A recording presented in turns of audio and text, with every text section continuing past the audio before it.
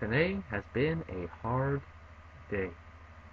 Have you ever had one of those days where, well, maybe just last 48 hours anyway, where life just seems to beat you down, where you feel like you just want to sink into some sort of coma because it'll feel better than what you feel like now? That's how I feel my 48 hours has been. And I'm not sure what to do about it. On a more positive note, however, some things do not look that bad. For example, I get my investment house on Monday, so that's lovely. There is the obvious thing you do when you're slightly depressed or extremely depressed. You can kick and scream and have a mental breakdown. I had one of those already.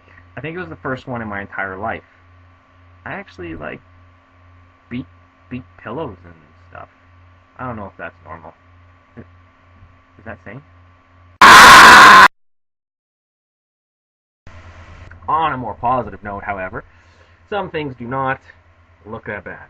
For example, I get my investment house on Monday, so that's lovely. And that means I get to go shopping and buy some stuff and have a new bed. It's brand new. It's going to feel so good, I think. One of the things, last thing for this whole video is, this week there was some articles about superheroes. Now, on that note, Avengers starts upcoming May 4th. I'm going to hold on to my soul and just pray that that's a good movie and that will uplift me. Because there's nothing better than watching a bunch of grown men pretend they're superheroes.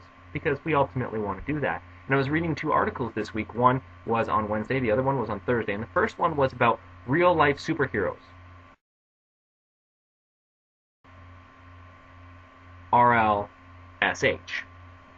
And there were some people running around the country and the U.S. and Canada that were superheroes, and they were helping people, and they had dressed up, and they had body armor and all kinds of stuff. It was pretty cool. It was an interesting article that takes the movie, the movie Kick-Ass. Did you ever see that movie? You shouldn't repeat it, because it's kind of like a swear, but if you saw the movie, it's about a young boy who decides that he wants to be a superhero. It was a bunch of people like that. Okay, so then on Thursday, I open up the newspaper, a different newspaper, and it was about the real-life supervillains. And they were all dressed up, and they made this costume. One guy had garden hose coming out of his nose, all kinds of stuff. It was pretty interesting, and they just showed how these real-world guys exist. Now, on top of that, Calgary this weekend, in your town, has the comic convention, where I'm sure half of these guys are going. Well, you know what I say? I say sign me up.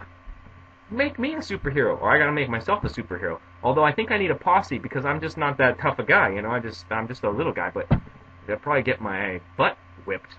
So if you want to start a real-life superhero, or we can even be villains, it doesn't really matter to me at this point. We could be real-life super something, create a posse and go around doing stuff.